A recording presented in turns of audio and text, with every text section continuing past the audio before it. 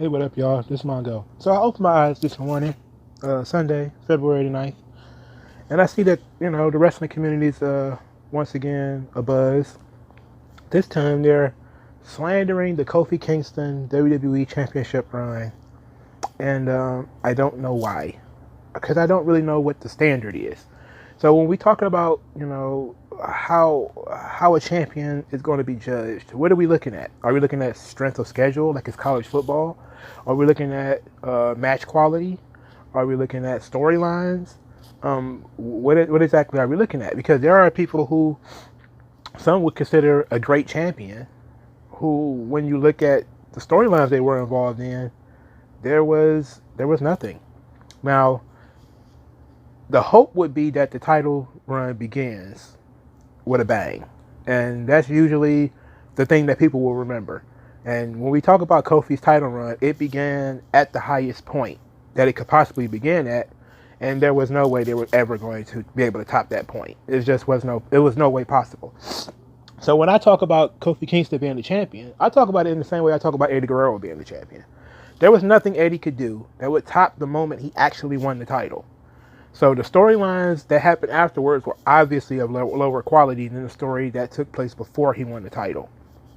It was the same situation with Chris Benoit and the first Shawn Michaels title run. The Boyhood Dream storyline was just like the culmination of everything. And there was nothing he could do throughout that year that was going to be better than that. So now we have to look at the run. The run, the consistent of the opponents. So usually the first opponent sets the standard. Who is the first challenger when the champion comes right out of the box? Now, when I say Kofi Kingston, I compare Kofi Kingston's title run usually to Eddie Guerrero's. Eddie Guerrero had Kurt Angle, which it's hard to top. Kofi Kingston had he had another match with Daniel Bryan, and then it seemed like it was going to be Shinsuke Nakamura, and then it seemed like it might be Samoa Joe, and then out of nowhere it was Dolph Ziggler. That has nothing to do with Kofi Kingston. That wasn't Kofi's fault. People just didn't have any faith that Dolph Ziggler was going to win the title. And that was the crux of the Kofi Kingston problem. Had nothing to do with Kofi's performance, his matches, or anything like that. It's just that nobody believed in his opponents until he wrestled Brock when he lost in 4 seconds. That's usually that's the problem, okay? The problem is if you consistently face people of which the fan base has no faith that person is actually going to win, then I can't say you had a strong title run. So is the Kofi title run good? Well, not really, no. When you look at the Jinder Mahal title run, which is another thing I've seen people bring up, when people talk about Jinder Mahal a lot, I say, well, Jinder Mahal had a decent run, because I wasn't expecting bomb match quality out of Jinder Mahal. I was expecting Jinder Mahal was a champion that was very beatable. And I think I've heard Jim Ross talk about this a lot, that you have to have a beatable champion because then it makes the matches more exciting. He also had a lot of help. There was a lot of, Singh brothers interfering and stuff like that. And he faced, some decent competition before losing the title. And a lot of people are really up, but I think that they're judging the champion's run by who the champion is. In other words, people are saying well, Jinder Mahal was bad because I don't like Jinder Mahal. That has nothing to do with whether Jinder Mahal was a good champion or not. Champions are partially about presentation. Do they carry themselves like a champion? Jinder Mahal carried himself more like a champion more than most people in the last decade. If we being honest, he carried himself more like a champion than fucking Dean Ambrose. Okay, Dean Ambrose is the WWE champion, by the way. So people will never forget that Jinder Mahal was the champion. A lot of people did not remember until I just said it that Dean Ambrose was the WWE champion. Because what the fuck did he do as the WWE champion except get stuck by the same Dolph Ziggler trap? It was the same damn trap. He got put in that first feud with Dolph Ziggler. People have no faith in Dolph Ziggler, even at that time. And that was 3 or 4 years ago. It was over. The Dolph Ziggler experiment was dead. There was no chance of him winning the title. But he is usually the first opponent. Because he's a good worker, he can get a good match out of you. And that's the thing about the Dolph Ziggler is You know, when you look at Daniel Bryan, for instance, when Daniel Bryan culminated his run, WrestleMania 30, his first opponent was fucking Kane. Everybody knew Kane was not going to win the title. Now, Daniel Bryan got injured shortly thereafter, so he didn't get to finish that run. But the run was already going downhill because it started out with a bang at WrestleMania 30. It immediately dipped down to him fighting an eternal mid-carder in Kane. And I know that hurts some people to say, but Kane is an eternal mid-carder. He just is. Right? He just has no main event credibility. And he hasn't had any in years. Since like 2004, maybe. So even when he was the world heavyweight champion and all that stuff, he still was barely credible. So the idea is if you're going to judge a champion by the opponents, they don't get to pick their opponents usually. So the next thing people will look at usually is match quality. Now, this is where you would say Jinder Mahal is a terrible champion, but you also would say the same thing about JBL. And I personally love the JBL title run. I do not care what you think. I love the JBL title run because Bradshaw carried himself like a champion. I felt like he was the champion. I fucking hated him being the champion. And he did things that made sense for his character. And you have to look at the whole package. I looked at the whole package. I can't look at a singular JBL match and say, oh, that's the reason why he was a great champion. I have to look at the entire package. Look at how he carried himself, how he cut promos, how he looked, how he interacted with his opponents, the storylines he was in. He was in some pretty fucking awesome storylines too. The storylines that he had with Eddie Guerrero and I think Rey Mysterio might have been around the same time.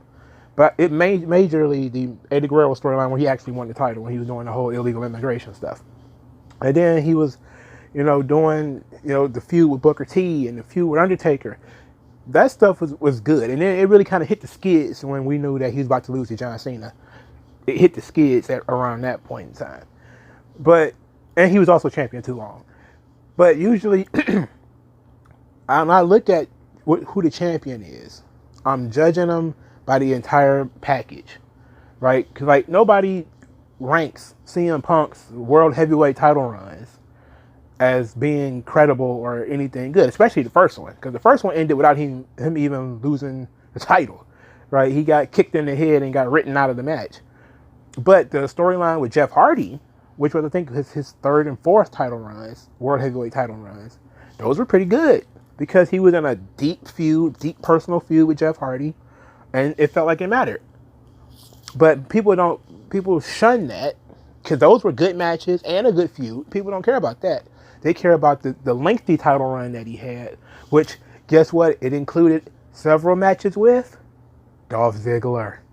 But that lengthy, almost year-long title run that he had, where he ended up having that match with Chris Jericho at WrestleMania, which I thought was wildly mediocre. I mean, it was a good match, but it wasn't the match that they could have had, I think. But sometimes sometimes that's the issue. Sometimes we look at the title, the length of the title run. Well, Kofi Kingston was the champion from WrestleMania to October. So that's 6 months. That's not a long time. I mean, if you compare it to other promotions where a guy's a champion for 2 fucking years or 18 months or something like that, WWE can't get away with that because there's a guy on the screen. You have to look at this guy for 52 weeks a year. By week 10, you want a new guy, right? So you have to do something. You have to keep it fresh, and very, very rarely can you really keep it fresh. Like I really enjoyed the lengthy AJ Styles title run, even though I think it should have ended with Shinsuke Nakamura, and Nakamura should have won the title. I enjoyed the lengthy title run of AJ Styles. I didn't mind the lengthy title run of Kofi Kingston. I just wish they would have gave him serious challengers like Roman Reigns, which it looked like they might do Kofi versus Roman. Why they just didn't do it, I have no idea. And that's not... Look, they didn't want to split the audience, I guess. They didn't want to try to turn Roman heel, or they didn't want Kofi to beat Roman. And that's usually that's also part of the problem, is when you have a top guy on the roster, but you don't want anybody to beat... You don't want the guy to beat anybody that matters, really. I'm trying to think of a colorful way to put this. It was almost like being a champion with training wheels, where we're going to make you the champion, sure, but you're not really going to face the top level of opponents. We're gonna give you some good mid card opponents that you can beat credibly to establish that you are the champion and you are the better man. And the only top level opponent Kofi had was Daniel Bryan. And once he beat Daniel Bryan, then he beat Daniel Bryan again. Well, now he has to go down. But he could have lateral to Roman Reigns or somebody else that was being pushed at the time. They didn't really do that. They didn't challenge Kofi by putting him in the ring with, Braun Strowman or something like that, where he would have looked really, really good beating them. They put him in matches against guys that the company had no faith in, that they figure, okay, this is a workweight championship. Go ahead, go out there, have decent matches, but we all know that you're just going to win with your finish, and that's it. And then those feuds continue forever. So you beat Dolph Ziggler 1, 2, 3, and the feud continues for no fucking reason. We're just going to continue it because, and that causes a lot of unfairness. But if you're looking at length, then there are people who have short title runs. So that must be, you got to be the worst champion if you're looking at a title run that's short. That means Rey Mysterio was the worst champion of all time. Hell, him and Yokozuna. Yokozuna was champion for 9 seconds. Rey Mysterio was champion for an hour. Nobody talked. That's the only time Rey Mysterio was the WWE champion, by the way, is when he was WWE champion for an hour. What about The Miz? Is The Miz a bad WWE champion? I can't remember most of anything that happened with The Miz. I remember him wrestling Randy Orton, and I think he might have had a match with not Ric Flair, Jerry Lawler. But most of The Miz's title run was just us preparing for The Miz to lose to John Cena, which, he got put in that storyline with John Cena and The Rock where he was not just the third wheel, he was a spare tire in the fucking trunk. He might as well not even been there because the storyline was all about Cena and Rock, So what are we looking at? What are we judging this based on? The Miz's title run was vapid. It had nothing to it. Same thing with Dean Ambrose. There was nothing tangible about any of those title runs other than, well, the guy's the champion. He's talking a lot about being the champion, or he's in that spotlight. He's in that position. But they're not treating him like he's in that position. The only person The Miz was actually able to beat was Randy Orton. That was it. He pinned John Cena, but he didn't get to beat John Cena. And then he lost to John Cena the next month, so it didn't matter. What about Bray Wyatt? Bray Wyatt was champion for 30 days. He didn't get to beat anybody. He won an Elimination Chamber. I think he might have beaten AJ Styles one more time, and then he lost the title immediately to Randy Orton, who then immediately lost the title to Jinder Mahal. Okay, so what are we judging this on? What is our standards that we're looking at? I don't mind that people have that sort of questioning, that they want to, look at the title run and judge it and decide, well, this title run sucks. But I think most title runs suck, depending on what you're looking at. If you're looking for match quality, a lot of the title runs suck. If you're looking at name value, then yeah, a lot of the title runs suck. Then maybe not even a lot, just 2, because you have Jinder Mahal, who is a lifetime mid-carder, and that's about it. And maybe Vince McMahon, who is not a wrestler. Okay, everybody else either was credible at some point or credible at some point afterwards, like Kane. Kane was credible when he won the title. He lost the title the next night, though. So what do we say? Where do we go from there? Are we ignoring that Kane was dominant all the way up until he won the title, even though he had lost a couple of matches here and there? He was dominant. And then he loses the title. And the very next night, because he can't beat one guy. Like, that doesn't make any fucking sense. But that's how WWE booked it. And most people don't say anything negative about Kane's title run. Because it wasn't a fucking run. He lost the title the next night. So when people are judging these title runs, we need to set a standard. What are we looking at? Are we looking at match quality? Because if we look at match quality, then there's very few good title runs. Because then you will have to say, well, part of match quality is another dynamic, which is credibility of opponents. If I don't believe that your opponents are actually going to beat you, then I really don't care about the match. And that's really the problem with New Japan. I had this conversation in my most prestigious championships video, is that if I don't believe that if I just know that you're going to be champion for 18 months, I don't really care about this match that you're about to do. I don't care, because this guy's not going to win. Okay, and if there's a lot of that, this guy's not going to win stuff. Then what am I invested in? What am I invested for? And I think Kofi's title run did have that problem. There was no emotional investment in any other match other than the match that he won the title in. Eddie Guerrero, same. Well, Eddie Guerrero had the match with Kurt Angle, which I enjoyed. I enjoyed that, and I enjoyed the storyline going into that. And I think that that match alone, because he was lucky enough to win the title before WrestleMania and needed a WrestleMania level opponent, then he got Kurt Angle. If Kofi would have won the title in Elimination Chamber, and then they would have said, well, you need a WrestleMania level opponent, it probably still would have been Daniel Bryan. So he just had nowhere else to go because SmackDown was not going to put him in the ring with Roman Reigns. Who is the only other person that you could credibly think would beat him? Or you would have had to do a Braun Strowman. Okay? When you don't have the pieces in place of, credible challengers around them, Bret Hart had the same problem for a long time, is that, there was only like 4 guys in the company that could credibly be the champion. And Bret Hart was one of them, and he was the champion. So unless he was going to wrestle Shawn 700 times or Undertaker 700 times, you pretty much know he was going to beat most of the people on the roster. This is the new generation era in a nutshell. Diesel was the same way. There's only 3 other guys on the roster who could possibly be the champion.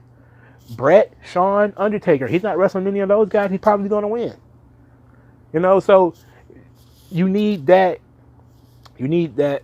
The adhesive of credible challengers, people that could credibly beat them, or make the match exciting. And that's what a lot of people thought with the whole Jinder Mahal and Shinsuke Nakamura thing. They thought, okay, Jinder Mahal just going to lose the title to Nakamura, and it didn't do Nakamura any good because Mahal is a jobber, but at least he'll have the title. And then he didn't win the title. And then I think he lost the rematch too. So, but it did wonders for Jinder Mahal because Shinsuke Nakamura is a credible name. It matters. And then, he lost to somebody who matters in AJ Styles. And he continued to win titles after that, even though I think he's like a job guy now. But it's a bizarre scenario, to judge these championships. And it's bizarre to judge championships by who the champion is. Because then you're taking the title out of context, right? You can't just look and say, that's like me saying, well, how's the Intercontinental Championship credible when Tito Santana, who was El Matador, who was a jobber when I was a kid, was the champion? It's like, I'm taking that out of context because Tito Santana wasn't always El Matador. Okay, so you have to go back and be like, oh, Tito Santana did used to be a really highly credible wrestler and was a worthy Intercontinental Champion. Now, you can't say the same thing about Albert. It's like, why the fuck was he the Intercontinental Champion? I have no fucking idea. Most people didn't even remember that until I said it. Okay? And the same thing could be said about Jinder Mahal. It's like a lot of people are going to be like, okay, well, you have to take that out of context. People say, well, no, put it in this proper context. Jinder Mahal won the title. He had a lot of assistance in winning the title and keeping it, and that was his hot period. And sometimes it happens. And I said this before in my championship video, is that it happens in boxing. Nassim Rahman knocked out Lennox Lewis. And then he immediately lost the rematch and probably has not won another fight that mattered since. The guy who beat Mike Tyson, I just can never remember his name. His name should be in the front of my mind all the time because he knocked out Mike Tyson, but nobody knows who he fought before that, and nobody knows who he fought afterwards. But the guy was the heavyweight champion. And that's how sports go sometimes, is that the guy you think is good enough to be the champion never becomes the champion because maybe he comes along and if you've seen the movie Troy, and I like saying this a lot, I say this almost all the time, that, at the end of the movie, the guy says, tell them I lived in the time of Achilles and in the age of Hector. And basically what he's saying is, tell them I lived in a world where there were, almost superhuman like soldiers and warriors and stuff like that. It's like, Ted DiBiase was never the champion, but he was living in the age of Hogan. Jake the Snake Roberts never won the title. He was living in the age of Hogan. The British Bulldog never won the title. He was operating in the age of Shawn Michaels and Bret Hart. You know, sometimes you become the champion because the talent pool is thin, you know, and that happens. And I can believe that a lot. Bob Backlund winning the title again in '94 happened because talent pool was thin. They didn't trust the title, put the title on anybody else, so they put it on fucking Bob Backlund. Same thing with Diesel, you know. And you could say the same thing about Kofi Kingston. Maybe they was just trying to say, maybe they were saying, well, the title run was, you know, the talent pool was kind of thin. We don't know what to do. We need a good story going in. Hey, let's just have this guy win and blah. Maybe. You know, and that's fine too, because I've heard people say that when Edge won the title. They're like, oh, the company must be going in the toilet. A tag team guy won the title. I literally had this conversation with my cousins. You know, they to them, Edge is just nothing more than a tag team guy. He's the TOC guy. You know, same thing with Jeff Hardy. They're like, what? Why are these tag team guys becoming the world champion? Because they of course taking it out of context. They're looking at it like it's 1999. And this is when Jeff Hardy is one of the hottest wrestlers on the planet. And they was just kind of like, I don't care. And that's another title run that a lot of people forgot. Jeff Hardy wasn't champion that long. I think he might have lost it in his first pay-per-view main event appearance. He lost the title. So what are we judging these title runs on? Let me know. Wrestling community, stop slandering Kofi Kingston. You know, moments matter more than runs, usually. Because the run is going to fade with time. Like a lot of Kofi's title run is so new that, you know, it's still kind of fresh in everybody's mind. But there's a lot of these guys, man, who did not have a run, who had the Cinderella story. You know, the Jeff Hardys and your Eddie Guerreros, your Benoits, and then they immediately just went to being workhorse champions that did nothing for, you know, but hold the title and then lose it to somebody else who became a star. And that happens sometimes. And is it unfair? Yes. But whatever. That's neither here nor there. But stop slandering Kofi Kingston. Or tell me what you're judging this title run on. Like, share, subscribe, and I'll talk to you guys later. Peace.